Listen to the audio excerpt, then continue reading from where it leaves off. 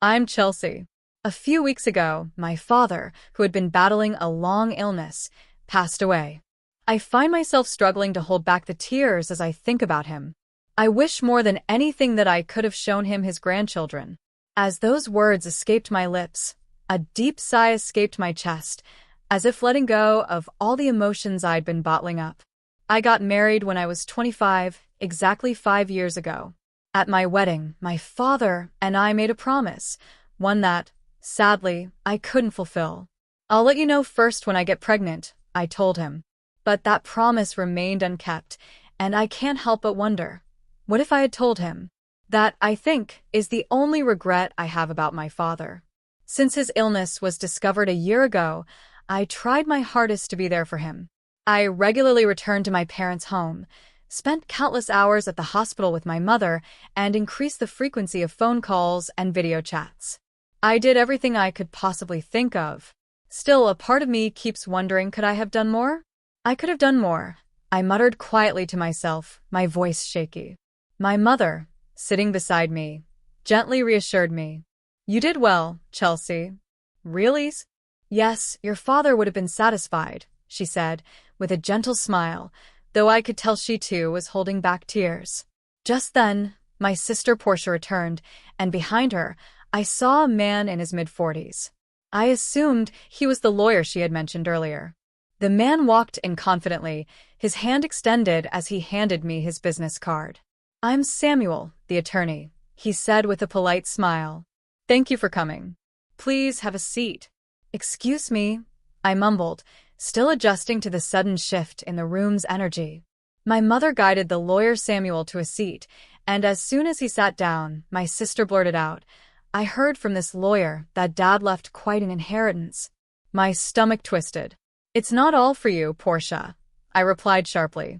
My sister glared at me, her eyes filled with frustration. I glared back, unyielding.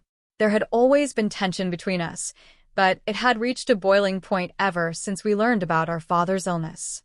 We used to get along, but everything changed. One of the biggest reasons was my sister's arrogance. No matter how many times I reached out to her, she never came to visit our father, even when he was in the hospital. Of course, I may have said things harshly, perhaps out of worry for him, but her lack of effort was hard to overlook. "I'm not a child," she snapped when I called her stubborn. "It's not easy for me to come to the countryside every time." Our relationship had always been complicated, but it became more strained after our father's diagnosis. I could feel the anger bubbling inside me as I stared at Portia, her stubbornness making everything worse. "You don't have to be so difficult," I told her, my voice tight. "You knew how important it was for Dad to have his family around. Why did you have to be so stubborn?" Portia crossed her arms defensively. "I'm not being stubborn. I live in the city. It's not like I can drop everything and rush to the countryside every single time there's an emergency." I was livid. She had no idea what it felt like to juggle everything, work, life, my own emotions, while still trying to care for a dying parent. The lawyer, Samuel, cleared his throat, as if trying to divert attention from our escalating argument. "I'm sure this is a difficult time for everyone, but we should focus on what your father left behind," he said, attempting to restore order. But I wasn't sure how much more I could take. There was so much unresolved between Portia and me, and this inheritance, whatever it was, felt like it could only add fuel to the fire. As Samuel began discussing the specifics of the inheritance, the room grew heavy with anticipation. My mind was racing. My father had always been secretive about his finances. What could he possibly have left for us? "Your father's will is straightforward," Samuel began, flipping through some papers. "He left most of his assets to you both, equally. However, there are some conditions attached." Portia and I exchanged nervous glances, unsure of what to expect next. "But you can get here in 2 hours by car," I said, trying to reason with my sister. "Those 2 hours are tough." "It costs money," she replied coldly. "Money's important to you, huh?"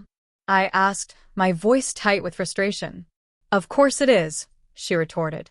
"I'm busy, so stop contacting me." With that, she finally stopped talking. Even though she lived far away, she could have visited once in a while.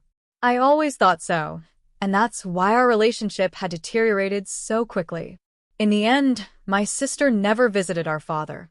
She barely made any effort to be part of his life, and it felt like she had completely abandoned him. The tension in the room was palpable. My mother, trying to keep things calm, finally spoke up. "Let's just calm down." "I'm sorry," I muttered, realizing the argument had spiraled out of control. The lawyer nodded, sensing the mounting tension. "As I mentioned on the phone, I have your father's will," he said, hoping to shift the focus. "When did this happen?" my mother asked, her voice trembling. "A few weeks before he passed away," the lawyer replied. "He contacted me himself." "So, you went to the hospitals?" I asked, surprised. "Yes," the lawyer confirmed. "I had him sign the will in front of me, with his primary physician present." It turned out they had arranged for the primary physician to contact the lawyer when my father's time was near. As soon as he passed, the lawyer reached out to us. "That's why I'm here now," the lawyer said, pulling out a white envelope and placing it in front of us. "This is the will." I stared at the envelope in front of me. That's definitely Dad's handwriting, I thought, noticing the familiar scrawl. My sister Portia seemed a bit salty, her mood souring even more. "Never mind that," she said dismissively. "Just tell us what's in it." "I'm busy, you know." The lawyer gave her a wry smile, not bothered by her attitude. He opened the envelope, revealing a single piece of paper. He began reading the will aloud. "It states that, besides the house and land, your father's inheritance includes some savings and a storage shed." I raised an eyebrow. We knew about the house and land, but what's this about a storage shed? I asked, puzzled. Before I could ponder it further, Portia angrily interrupted. "Wait a minute. You didn't mention the farm." "The farms?" I echoed, confused. "Yes, the farm Dad used to work on as a hobby," Portia said, her voice tinged with annoyance. I felt a flicker of recognition. I remembered when our father had sold his company in the next town and decided to take up farming. I was in high school at the time. Dad had said, "I'm thinking of closing the company. I want to take it easy. Is that okay?" My mother and I were concerned about his health, so we agreed, and he started farming near our home. At the time, my sister had opposed the decision, but my father reassured her, "Don't worry about the money, Portia. We have enough savings." Reluctantly, my sister agreed, and Dad began his new life as a farmer. I was happy to see him enjoying the physical work, finding peace in it. But Portia, she had other plans. She said she'd return home after graduating, but instead, she got a job near her university. Eventually, she married the CEO of an IT company, and the farm was nothing but a distant memory to her. Now, Portia was insisting the farm should be part of the inheritance. I was shocked. "The farm isn't part of this," I said firmly, feeling irritated. The lawyer quickly flipped through the papers, finally finding the note. "The farm is rented land," he said. "Rented?" I said in disbelief. "I thought we owned that large piece of land." Portia's face fell. "But the farm, Dad worked there for years," she murmured, clearly disappointed. "Yes, the farm was spacious, but it might be too much for either of you to manage, especially since neither of you knows much about farming. Perhaps it's better that it's rented," the lawyer explained. I agreed with him. The farm had always been more of a hobby for Dad than a legitimate business, and neither Portia nor I had any real interest in farming. Then the conversation shifted to dividing the inheritance. "As for the division of the inheritance," the lawyer began, "the house and land go to your mother." My sister nodded, seemingly satisfied with that arrangement. "Fine," she said, "so we can divide the rest however we want." The lawyer continued, "The savings and the storage shed should be divided between you two." I froze. "Wait, savings? You mean cash?" I asked, already feeling uneasy. "Yes, the savings amount to about $100,000, the lawyer confirmed.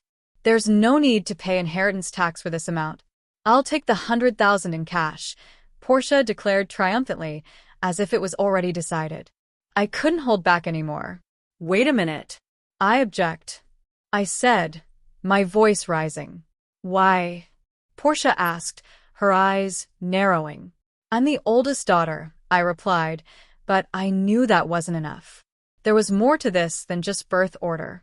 You can have the storage shed, I suggested, trying to find a way to make things fair. Storage shed? What even is that? Portia sneered, flipping through the documents again. The lawyer answered patiently, it's the storage shed next to the farm. You'll inherit the building, the land, and its contents. My sister's eyes lit up. Land? The land too, she asked eagerly. Even though my sister was married to the CEO of an IT company, I couldn't help but wonder if she was still after more money. As I was contemplating this, the lawyer said something that caught my attention. The line comes with it, but it's about 65 square feet, roughly the size of a small bedroom. A small bedroom? I echoed, a little confused. Yes, the lawyer said as he placed photos of the shed on the table. The images showed both the interior and the exterior of the shed. The outside was clearly run down, looking like an old shack. The interior was basic, just a few tools like hoe scissors and shovels, nothing that seemed valuable. I don't want it, my sister grimaced, clearly uninterested. I scanned the photos too. It was all very ordinary. These are sentimental items, but they won't bring in money, I muttered under my breath, realizing that my sister had no appreciation for their value. Fine, I'll take the cash, my sister declared. You can have that dirty shed. Hold on. That's not fair, I protested, trying to keep my voice steady. You agreed to the vegetable farming, she snapped. What are you complaining about now? It was hard to argue when she put it that way. Still, if I didn't say something now, she'd take all of Dad's inheritance without a second thought. I hesitated, trying to find the right words. So, we're good then, my sister pressed, an almost smug grin on her face. Before I could respond, my mother stepped in. As long as Portia won't complain later, I have no objections. There's no way I would, Portia said dismissively. So, Portia gets the cash and Chelsea gets the shed, okay? The lawyer confirmed, trying to close the discussion. My sister grinned, clearly pleased with how things were going. But I wasn't satisfied. Well, I'm not happy about it, I muttered, not backing down. Oh, give it up. You're so greedy, aren't you? My sister taunted. You care more about Dad than money, right? Her words stung, and for a moment, I was speechless. Of course family is more important than money, I thought to myself, but I knew that in the end, money always seemed to overshadow everything else in my sister's mind. She just didn't get it. Quickly, she ended the conversation with a sharp, let's not drag this out any longer. In the end, my mother received the house and the land, while my sister took the savings. All that was left for me was the dirty shed, as my sister put it. The next day, the lawyer handed me the key to the shed, and I made my way there. It was a short 10-minute walk from home, down a rural road where hardly anyone passed by. I finally reached the field where Dad had rented land for his farming. It had been empty for the past year, ever since he'd been hospitalized. The shed was just as I remembered, covered in dust and looking unkempt. I opened the door and immediately coughed from the dust in the air. It was a small space, filled with the usual tools, a rake, some shovels, and a few watering cans. Nothing particularly special. I felt a little disappointed, but I told myself it was probably just sentimental junk. Maybe I should just take what was there and move on. That's when I noticed something odd. This space feels smaller than it looked from the outside, I thought. Maybe it was the dim light, but the shed felt cramped, almost as if something was wrong. I stepped outside to take a look, but something still felt off. After a moment of thinking, I decided to walk around the back of the shed. To my surprise, there was another door at the back, hidden by a thick line of trees. Wait, another entrance? I gasped.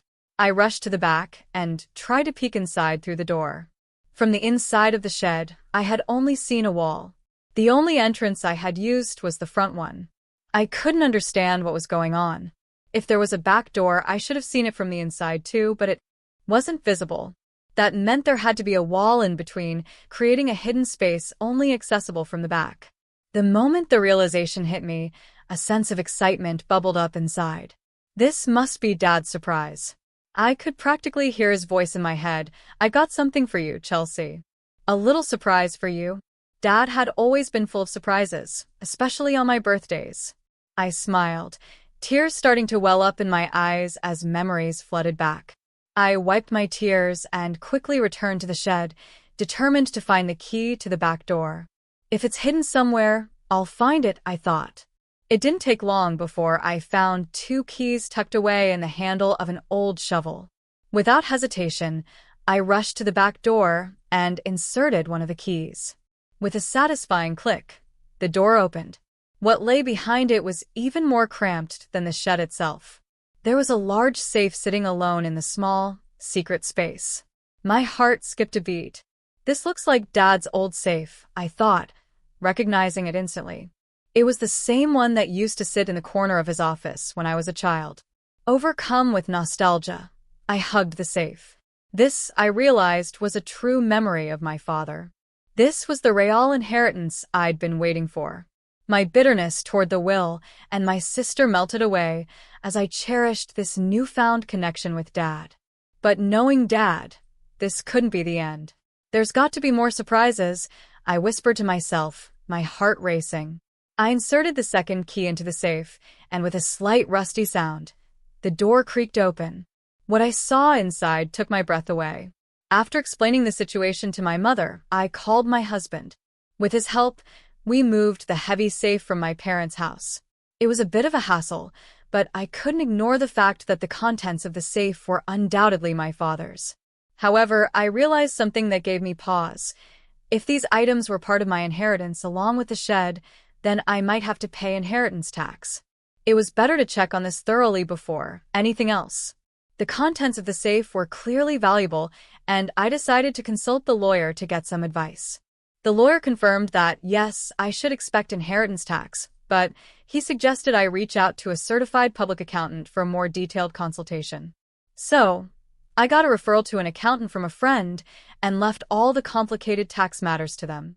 It was a weight off my shoulders to not have to deal with all the fine details, but it still lingered in the back of my mind.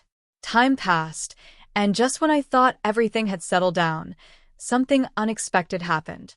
My sister showed up near my home. "What brings you here, all of a sudden?" I asked, trying to mask my surprise. "Well, I had some business at our parents' house," she replied vaguely, "so I stopped by." I raised an eyebrow. It sounded strange. No matter how you looked at it, even though my home was close to our parents' house, it was still a 20-minute drive. We weren't the type of sisters who would casually visit each other, especially after the tension caused by the inheritance. It didn't make sense. My suspicion grew as I looked at her, but I tried to push the feeling away. Meanwhile, my sister seemed oddly nervous as she asked, "Can I come in?" "Sure, but what's the matter?" I asked, trying to hide my concern. She forced a smile, and I reluctantly let her in. After serving some coffee, she began to fidget with her cup, clearly avoiding eye contact. Finally, she spoke. "So, did you win the lottery or something?" she asked, looking at me intently. "What?" "No, I didn't," I replied, puzzled by her sudden question. "Then, did your husband get a bonus?" she continued, as if grasping at straws. I tilted my head, even more confused. "I never buy lottery tickets because I'm not interested. My husband, who's a salaried worker, does get a holiday bonus, but it's not that time of year." What are you talking about? My sister's sudden interest in money was starting to make me uncomfortable. I finally asked directly, "Hey, what are you talking about?" Suddenly, she grew angry. "What? Are you making fun of me?" "No," I answered, trying to remain calm. "What's going on?" "Money. You have it, don't you?" she pressed, her tone shifting to a frantic intensity. "Money?" "Yes, I heard about it," she continued, beginning to explain in a more excited voice. "A few days ago, I ran into Aunt Julie in the city. She started the conversation like this: 'I know how hard it's been for you since you lost your father. Are you doing okay?'" "Okay," I muttered, unsure of where she was going with this. She said, "You must be relieved now, right? Getting such a big thank you gift." "A thank you gift?" I asked, my interest piqued. "Yes. She told me you sent her a $500 gift card as a thank you for visiting Dad." My sister's eyes lit up as she spoke. Of course, what caught her attention was the mention of a gift card. Hearing that I had sent one to Aunt Julie, she was now convinced that I had come into some extra money. You got a windfall, didn't you? Just admit it. My sister interrogated, now leaning forward, eager for an answer. I sighed. That's what this is about. She was so focused on the idea of me having extra money that it was starting to irritate me. What's with that attitude? Are you mocking me? She snapped, clearly frustrated. No, I replied. It was just a thank you gift. So, where did you get the money for it? She asked, her voice growing more insistent. From the inheritance, I said slowly. Remember, Dad passed away, and I inherited the shed and some of his belongings. I sent thank you gifts to relatives who had helped us. All the color drained from her face as she frowned. All you got was that dirty shed, she scoffed, but you can't sell that for money, can you? I nodded, trying to keep my voice steady. That's true, but there was a safe inside the shed. A safe? My sister's eyes widened in disbelief. What do you mean, a safe? Yeah, a safe. And inside it were watches, valuable ones, collected by Dad as a hobby over the years. I don't know the exact value, but I'm getting them appraised. Watches, she repeated, her voice laced with disbelief. How much do you think they're worth? I shrugged. I don't know yet. But considering how my father was a business owner who could retire early, those watches might be worth a lot more than I expected. At that moment, my mind wandered back to my mother's words when she saw the contents of the safe. You'll have to pay inheritance tax on that. What should I do, Mom? I had asked, feeling uncertain about what to do next. After considering the situation, my mother had advised, things like this always come out. You should declare it properly. Well, let's ask the lawyer we spoke to recently, I suggested. I contacted the lawyer again, and he explained that if you inherit valuables, the inheritance tax is determined by their value at the time of inheritance. He also told me that a certified public accountant could handle all the paperwork for me, so I decided to leave it to them. After a thorough evaluation by the accountant, it was revealed that the watches alone were worth at least $500,000. This was far more than I had initially thought. With watches of that value, the inheritance tax would be substantial. How should I pay it? I asked the accountant, feeling a bit overwhelmed. Well, you could keep the ones you're emotionally attached to and sell the rest, he suggested, offering a solution that might ease the financial burden. I was torn. The watches were priceless in terms of sentimental value, but the tax burden was something I couldn't ignore. Certainly, it didn't make sense to me to hold onto such expensive watches without knowing their true value. I would rather someone who truly understood their worth take care of them. With that thought in mind, I decided to sell some of the watches. The money I made from the sale went directly toward paying the inheritance tax, and I also sent thank you gifts to the relatives who had helped us during Dad's illness. Those gifts, as you can probably guess, were the gift cards my sister had been talking about earlier. As for what I kept, I made sure to hold on to the items that held the most personal significance. Among those was my father's pocket watch, the one he often wore. I showed it to my sister as I explained, this one isn't particularly valuable, but it holds the most memories for me. However, my sister's expression soured when she heard my story. What? You don't have any left? She asked, almost in disbelief. No, there are still some in the safe, I replied, trying to reassure her. Where's the safe? She pressed, her tone shifting. It's at Mom's house, I explained. The safe is too big for this house. It's the one Dad used at his company. My sister looked away, seeming deep in thought. I couldn't shake the feeling that something was off. The unease I had felt earlier crept back in. But before I could say anything, she stood up abruptly. I'm leaving now that I know where the money came from, she said flatly, and without another word, she left. I had expected her to demand a portion of the money from the watch sales, but to my relief, she didn't make a scene. Still, I couldn't help but wonder if this was truly the end of it. My sister wasn't the most understanding person, and I was reminded of that too late. I couldn't shake the feeling that she wasn't done with me yet. Later that night, I received a call from my mother. Chelsea, it's urgent. Come over right away, she said, panic in her voice. What happened, Mom? I asked, concerned. It's just really bad, she stammered. My heart sank as I rushed to my mother's house with my husband. As we approached the house, something strange caught my eye. The area around my parents' house was lit up in red. My stomach twisted as I wondered what was going on. When we got closer, the reason became clear. Several police cars were parked outside the house. I pushed through the crowd of neighbors and called out to my mother. What happened, Mom? Well, Chelsea, you see, my mother started, her voice shaking. According to her, it was after 9 p.m., and she had gone to bed, feeling tired. But soon after, she heard strange noises, sounds that seemed like someone was searching for something. At first, my mother thought it was a burglar. She was the only one at home, and, feeling helpless, she decided to escape through the window. As she looked back, she saw the light of a flashlight moving inside the house. That's when I knew it was definitely a burglar, my mother said, her voice trembling. I ran to the neighbor's house and called for help. The neighbor came out and saw the light, so they called the police. But when the police arrived, it wasn't a burglar at all.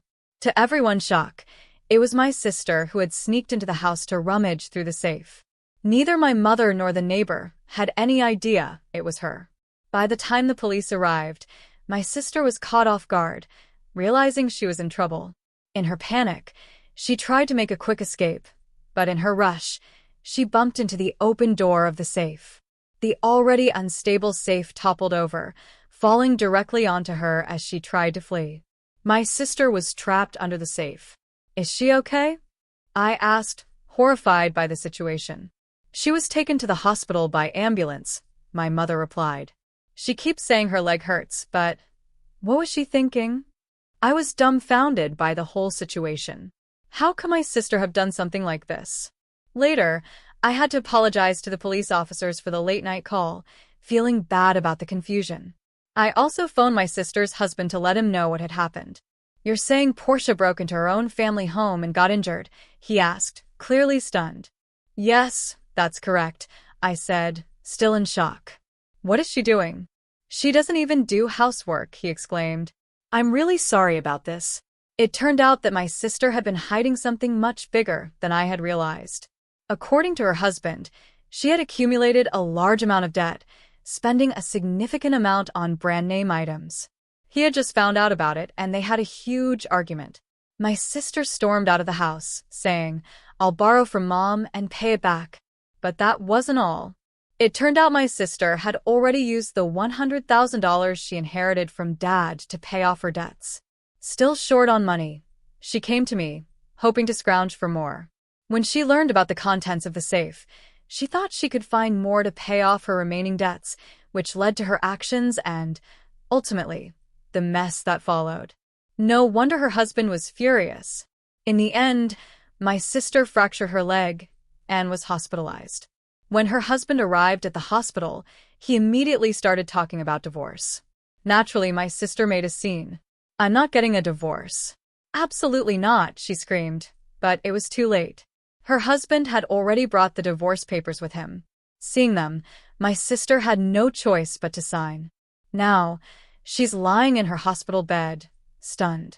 There's a part-time job magazine beside her, so she's probably planning to start working part-time to pay off her debts. I can't say I feel much sympathy for her. As for me, I made a decision. After everything that happened, I decided to move back to my parents' house. I was worried about my mother, of course, but there was another reason. I found out that I'm pregnant. My husband and I talked it over, and we decided it would be best to move back home and have my mother help us with childcare. It's a big change, but it feels like the right decision for our family. As I reflect on everything that's happened, there's one thing I truly regret. I wish I could have told my father about the pregnancy while he was still alive. I know he would have been overjoyed to hear the news. He always wanted the best for me and would have been so excited to become a grandfather. Even though he's no longer here with us, I take comfort in knowing that he would be happy for us. I feel a sense of peace when I think about him smiling down on us from above. Now, I'm looking forward to the future, to the day I can hold my healthy baby in my arms and start this new chapter of our lives. I know my father would have been proud, and I'll make sure to share his love with our little one, just as I've carried his memory with me through all these trials.